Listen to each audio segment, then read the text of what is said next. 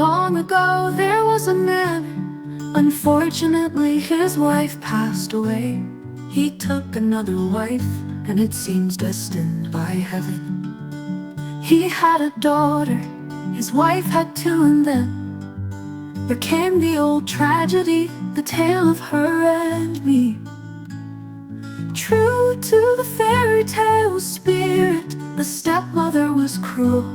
His own daughter suffered, his wife's daughter lived in ease. The hard-working girl, his own daughter indeed, named Cinderella, small, always 100 tasks to complete. Cinderella, synonymous with dirt, because she cooked every day, scrubbing in the kitchen, her hands covered in ash. One day, her father went to market, asked his children what they desired, so he could bring back gifts. Don't hesitate, speak up. The stepdaughters demanded soft silk dresses. Turning to Cinderella, he asked, "What do you wish for, Cinderella?" "On the way back, father, if a young twig by chance catches your hat, bring it back for me." Returning from the market, indeed a branch caught his eye, entangled and causing him to drop his hat.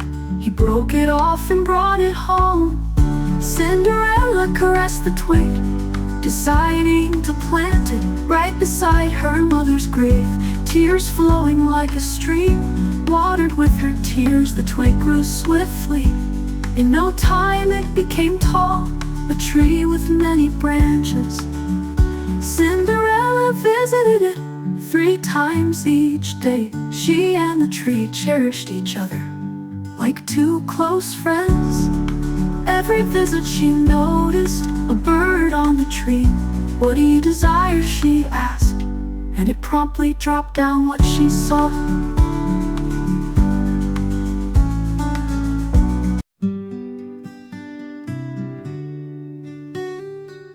That year the king held a festival lasting for 3 days to find a wife for the prince.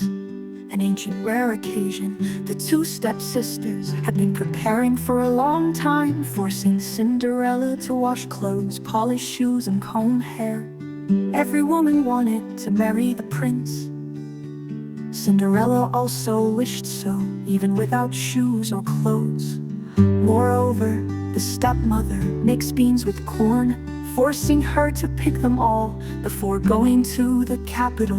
Yes, she had to pick them all. Cinderella went to the field, asked the birds for help. In a flash it was done.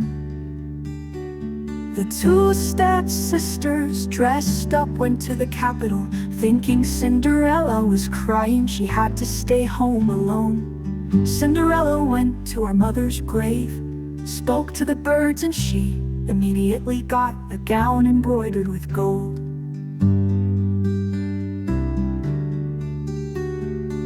Silver-threaded shoes and a carriage and so on. It means everything which she needed. Then she came to the party in front of the astonished eyes of thousands of opponents, including her sister. They could not believe that was my sister. Cinderella was dirty. Whoever looks amazing. The prince just met.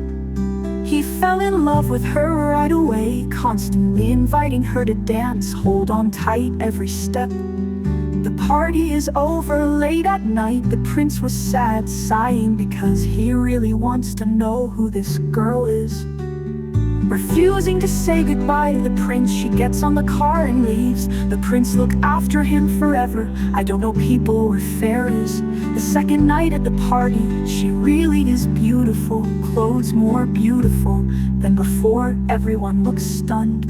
The prince again, not willing to dance with anyone except the mysterious girl, and the prince sighed again.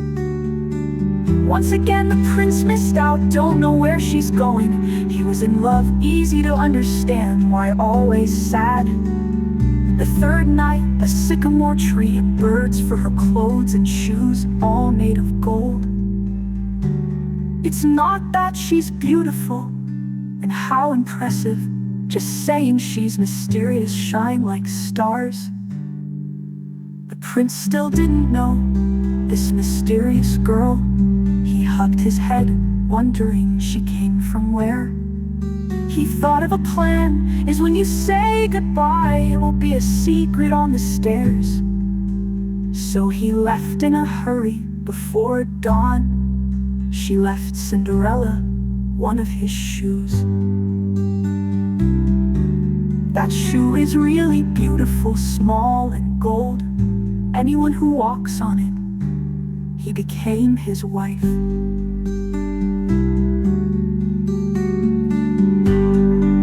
He himself tirelessly ventured, regardless of night and day. Across the land he searched, inviting everyone to try the shoe. But alas, those who tried, even tens of thousands, none fit perfectly. Sometimes it's quite amusing. Finally he arrived at the house of Cinderella. The two stepsisters, seeing the shoe, longed for it desperately. The elder one squeezed her heel but had excess toes. Cut it off, said the stepmother, what use is an extra toe? When you're a queen riding in carriages or on mules, you don't walk on foot, so an extra toe is unnecessary. Hearing this, the eager sister swiftly took a knife and cut. Despite the pain and anguish, she managed to fit the shoe. She appeared before the prince, true to his word. He took her as his wife, a story both sad and funny. Passing by the sycamore tree, a bird perched above flew to the prince's carriage and sang these words: long feet must chop the toe, blood on her feet, yet the bride is truly cooking at home.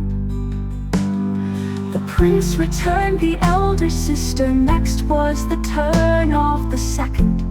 She tried, but alas, her foot was too long. If it's long, cut the heel, the stepmother said matter-of-factly. Once you decide to marry the prince, the young girl cut her heel, but again along the way, the prince returned her, seeing her cry. He pitied her. This time the prince asked, anyone else left? The father replied, yes, but don't bother, it's pointless. She's just a small child, working all day long, her face dirty and rough. Bring her out. Finally Cinderella was invited to try the shoe. Of course her feet were small, and if it perfectly at first try.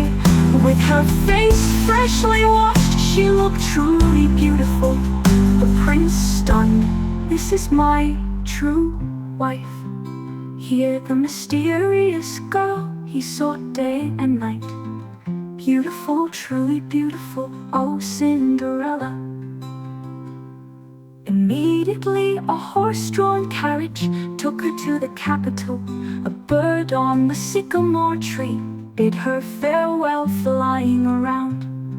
Next came the wedding, truly magnificent. And then, after some time, the king passed away and the prince ascended the throne.